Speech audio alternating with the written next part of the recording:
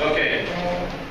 Yeah, thanks for being here. We began these about 6 years ago over in the east side of the state. A lot of people driving up to Albuquerque, and we noticed as we would go around and talk to our veterans that they had recurring problems that they wanted to bring up. In fact, we identified 23 individual items because I'm a checklist keeper, and I would write them down myself. And I say, you know, these things keep repeating. Why don't we get Mr. Marnell down here? So I called him and said, would you come down here? Well, he says, well, that doesn't take my breath away, because generally our people that run these institutions do not come out and do these town halls. I'm familiar with it. I'm used to it. But frankly, it will take your breath away if you're standing up here. But after he did it 2 or 3 times, and it did, it took his breath away. But we noticed that we started putting check marks by those the 23 items. We had taken care of this, and the passions in the room began to subside. Put a check mark beside this one, and they were easy to solve things. Like veterans would drive 4 hours one way, get to there, and they had canceled their appointment the day before. It only took him a couple of times dealing with that, and he said, why don't we assign someone to call all the veterans when we cancel their appointments? Again, it's not so far for you to drive to El Paso. You think about somebody driving to jail, that's 6 hours one way to Albuquerque. You got to turn around and come back home with nothing happening. So people were very passionate. You're going to have a lot of passionate observations and questions today. I encourage you to ask your questions, but I also encourage you to keep it respectful. We're trying to solve problems here. So throttle back just a bit, say your words, keep the emotion out of it. Mr. Card has been very gracious to come here. Again, not many bureaucrats, not many people in the agencies will come out here and do these. So I think that we are around the applause. So having said that, I want to get straight into the presentation. I'm going to go ahead and ask Mr. Card to come up here. You tell us, again, without filibustering, tell us a little bit about what you got going, the things that are changing, and we're going to go quickly. We'll get the secretary up next, but we're going to go quickly into Q&A because that's where we're going to lose tonight. Thank you, John. Let's give her a round. Okay, let's go for Q&A. John, if you want to come on up here, I suspect some of the questions will be for you, some for me, and I'll just kind of manage the questions if you will answer them or whatever.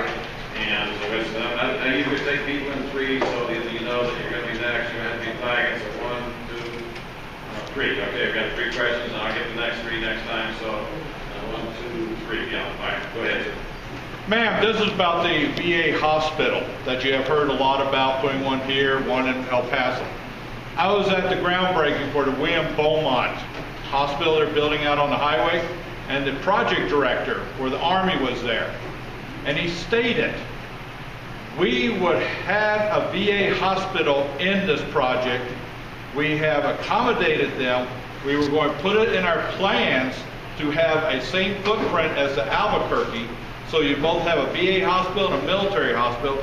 But the VA put up so many speed bumps that it was not feasible. But we are still trying in the next 2 months before our plans become solidified to do that.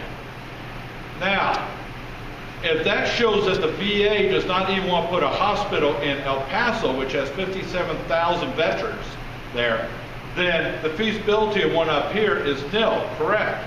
And I'll let you know why the VA did turn down the Army's proposition to build with them. I can tell you that we did go into discussions with the military about building a federal hospital. And that would then be duly managed by the Army and the VA, similar to what's going on in North Chicago right now with the Navy. Unfortunately, the price tag for just the hospital portion was $250 million.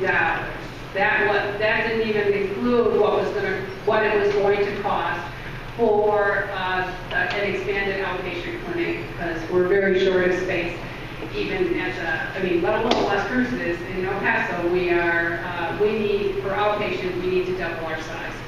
Unfortunately, the VA already, the military also got their construction money ahead of time. And the VA did not. The VA goes on a 5-year planning cycle, and they had all of their construction dollars for 5 years already planned out, which included stuff like replacing the hospital in New Orleans that has been not there for how many years. And so some of these things had taken a priority. We have continued to try to add on and make plans for an additional addition onto William Beaumont Army Medical Center.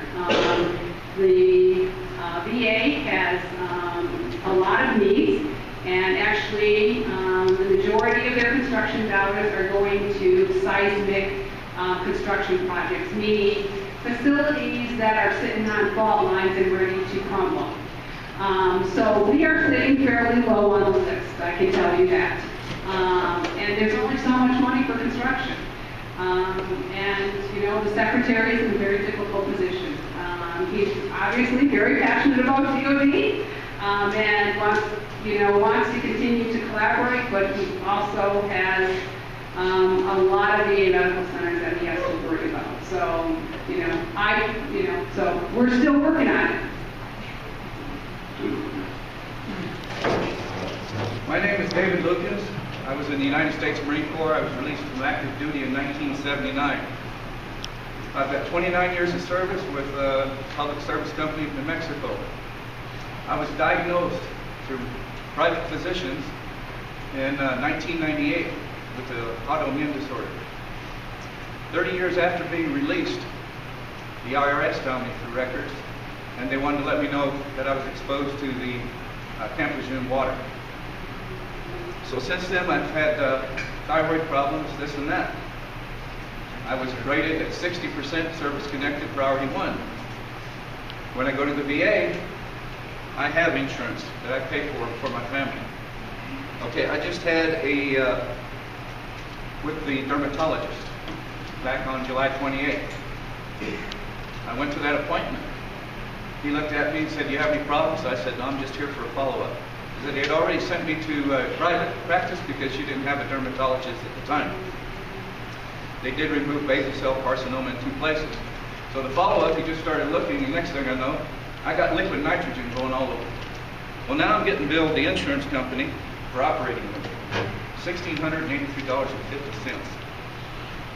Also, I go to a private doctor, a pulmonologist. I've only got about 54% lung capacity. He recommends that I be on Spiriva. I went through the channels. They said, bring in a letter from the doctor. When I got back from the team in Las Cruces, that I don't meet the criteria for medication. I haven't been admitted to the emergency room twice in a month. Well, if I go that route, then I don't need the medicine. We'll have to look into your first issue because I don't know the answer to that. It's a billing question, so we'll look into that. And there are some adverse effects to Spiriva, which the nation is actually seeing. And so there are specific criteria. If you see a primary care provider and he wants to, write something over that, we can certainly do that. So we can't talk to the primary care provider to find out what's going on with that. But we do have very specific criteria about that just because of the adverse effects. So thank you very much. We're not going to avoid any of the issues. I'd also like to say thank you, but hear what I hear every time I'm coming back. And this is the reason that we've invited you down, because I hear these, and I also hear you saying, I appreciate your honesty, you're saying we don't know and we'll look into it.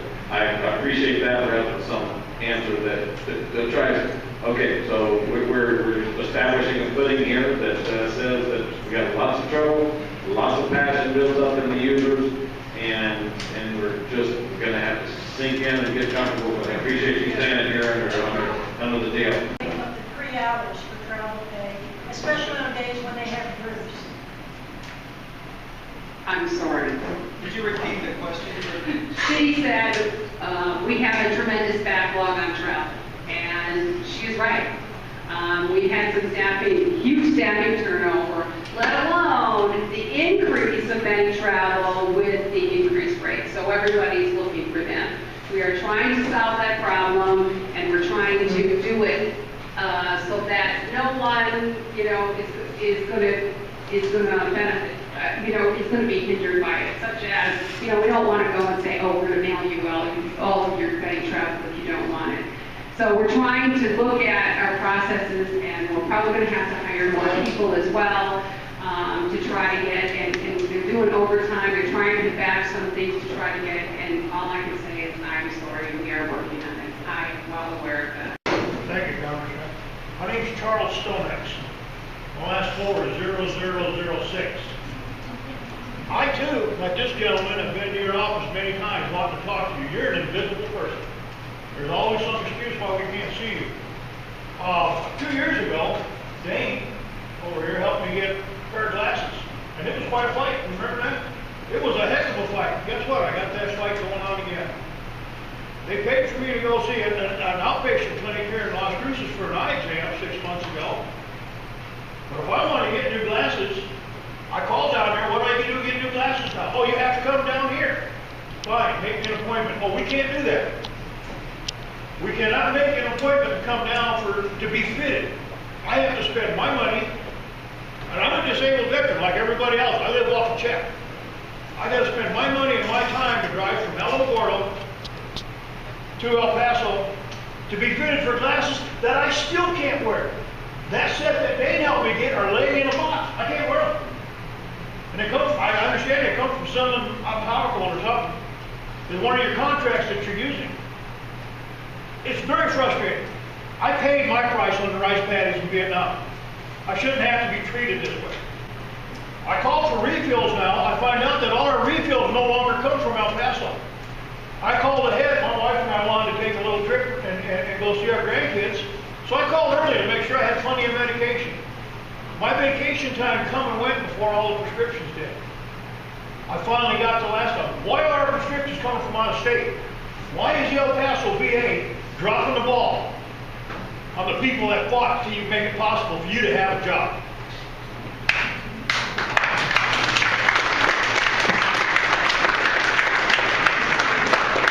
Thank you for your comments, and like I said, you can see Dottie and make an appointment if you've gone through the appropriate channels. Regarding your eyeglasses, we'll look into that, and we'll look at that process if we're having problems with prescriptions. So we'll have to look at that. The pills. We have gone to the mail-on pharmacy and out of Dallas, and it is a much more cost-effective way for us to Dallas, out of Tennessee. Dallas, Tennessee, you're right. But it's a much more cost-effective mechanism for us to do so.